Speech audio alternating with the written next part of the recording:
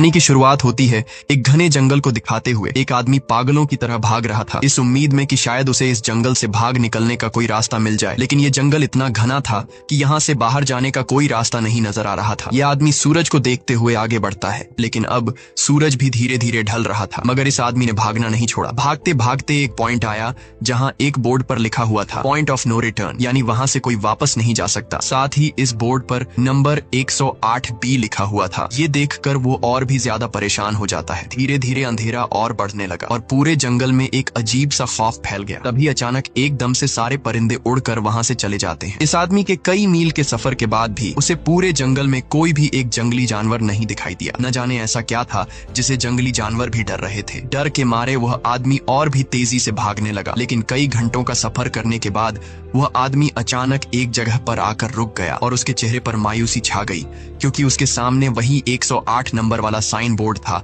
जिस पर लिखा हुआ था पॉइंट ऑफ नो रिटर्न। अब आदमी को समझ आया कि चाहे मैं जितना भी भागूं पर इस जंगल से निकल नहीं सकता, इसलिए अब वो वहां छुपने की जगह ढूंढने लगा, लेकिन वहां उसे छुपने के लिए कोई सेफ जगह नहीं मिली। इसीलिए अब वो पेड़ के ऊपर चढ़ जाता है, पर तभी उस पेड़ की टहनी टूट गई, जिससे वो आदमी काफी ऊंचाई से नीचे जमीन पर आ गिरा। पेड़ से गिरने के बाद वो बहुत ज्यादा जख्मी हो चुका था, उसे काफी गहरी चोटें आई। इससे पहले कि वो बेहोश हो जाता तभी अचानक जमीन हिलने लगी और अजीब सी गुर्राने की आवाजें आने लगी। वो आवाजें सुनकर आदमी के गले में सांसें अटक गईं। तभी अचानक कोई उसे खींच कर ले गया। खींचने वाला कौन था ये नहीं दिखाया गया, लेकिन हमें उस आदमी की दर्द भरी चीखें सुनाई दी गई। इस इंसिडेंट के 6 दिन बाद हमें शहर में मीना नाम की एक लड़की को दिखाया जाता है जो एक बर्ड शॉप में काम करती है। तभी उसका बॉस आता है और मीना को एक गोल्डन पैरट को शहर से दूर एक जू में डिलीवर करने का ऑर्डर देता है। मीना बॉस की बात को मानते हुए अब उस पैरट को डिलीवर करने जाती है। मीना गाड़ी में बैठकर अपने मोबाइल में उस जू का लोकेशन सेट कर लेती है और अपने सफर पर निकल पड़ती है। शहर से बाहर निकलने के बाद वो एक बोर्ड पर बहुत सारे लोगों के मिसिंग फोटोज देखती है, यानी वहाँ पर कई सारे लोग गायब हो चुके थे, लेकिन मीना उन पर ज्यादा ध्यान नहीं देती और आगे बढ़ने लगती है। आगे बढ़ते दौरान मीना शॉर्टकट लेते हुए जंगल के रास्ते से गुजरती है ताकि वो जल्दी से इस पैरट को जू तक डिलीवर कर दें, और वो पहुंच गई जंगल के बीचों बीच। ये वही जगह है जहां हम पहले एक आदमी को गायब होते देख चुके हैं। वहां आकर मीना बुरी तरह से फंस चुकी थी। वो अपने मोबाइल पर मैप देखती है, लेकिन वहां मोबाइल के सिग्नल नहीं आ रहे थे और उसके कार का रेडियो भी काम नहीं कर रहा था। मीना अब वहां से वापस निकलने लगी, लेकिन अब उसे वहां से बाहर निकलने का रास्ता समझ नहीं आ रहा था। थोड़ी देर बाद मीना की गाड़ी भी खराब हो गई। मीना गाड़ी से बाहर निकलती है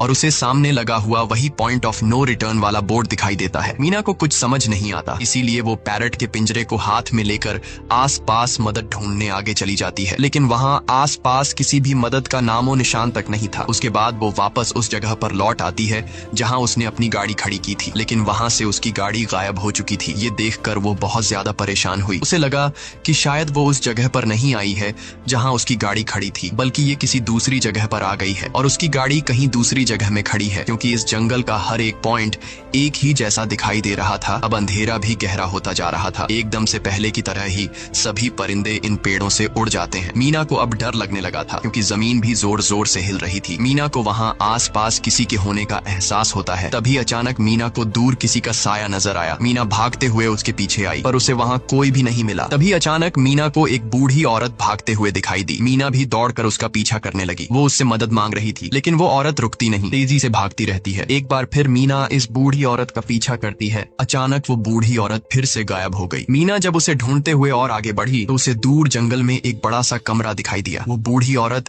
उस कमरे के दरवाजे को खोलकर मीना से कहती है, अगर जिंदा रहना चाहती हो तो जल्दी से अंदर आओ। ये सुनते ही मीना बिना सोचे समझे दौड़ते हुए उस कमरे की तरफ गई। मीना के अंदर आते ही उसने गेट को लॉक कर दिया। मीना देखती है कि ये कोई अजीब सा कमरा है जिसमें एक बहुत बड़ा सा मिरर लगा हुआ था। उस बूढ़ी औरत के साथ यहाँ 2 और लोग भी थे। मीना घबरा कर उन लोगों से पूछती है, ये कौन सी जगह है? इस पर उस बूढ़ी औरत ने जवाब दिया कि इस जगह को हम दी कोब कहते हैं। मेरा नाम है मैडलेन, ये लड़की है कियारा और इस लड़के का नाम है डेनियल। बूढ़ी औरत मीना से कहती है कि अभी बातचीत का वक्त नहीं है, तुम जल्दी से हमारे साथ मिरर के सामने खड़ी हो जाओ, क्योंकि कोई हमें देखने आने वाला है। मीना पूछती है, आखिर हमें कौन देखने आ रहा है? तो वो बूढ़ी औरत उससे कोई जवाब नहीं देती। एकदम बाहर से अजीब सी आवाजें आने लगी। मीना डर के मारे पूछती है कि ये आवाज किस चीज की है? तो कियारा मीना को बताती है कि इन्हें हम वॉचर्स कहते हैं। वे शीशे के दूसरे ओर से हमें देख रहे हैं, पर हम उन्हें नहीं देख सकते। वे हर रात सूरज ढलने के बाद यहाँ आते हैं और हमें देखते रहते हैं जब तक सुबह का सूरज नहीं निकल आता। तभी शीशे के दूसरी तरफ से शोर आने लगा। मीना पूछती है, ये शोर कैसा है? उस बूढ़ी औरत ने बताया कि वॉचर्स तुम्हारे आने से खुश हैं, तुम्हें यहाँ देखकर तालियां बजा रहे हैं। मीना बुरी तरह से कंफ्यूज थी। वो जल्द से जल्द यहाँ से निकलना चाहती थी। मैडलिन, जिन्हें वॉचर्स कह रही थी, न तो अब तक मीना ने उन्हें देखा और न ही किसी और ने देखा था। रात गुजर जाती है। सुबह होने पर ये लोग उस जगह से बाहर निकल आते हैं। मैडलिन बताती है कि वे वॉचर्स सिर्फ रात में ही बाहर निकलते हैं। दिन के वक्त हम लोग जंगल में आजाद घूम सकते हैं। मीना रात भर यही सोच रही थी कि कब सुबह होगी और जल्दी से मैं इस जंगल से बाहर निकल जाऊं। इसीलिए वह फौरन जंगल से बाहर निकलने का रास्ता ढूंढने लग जाती है। तब मैडलिन बाकी सबको उसे रोकने से मना कर देती है, जैसे कि वह जानती हो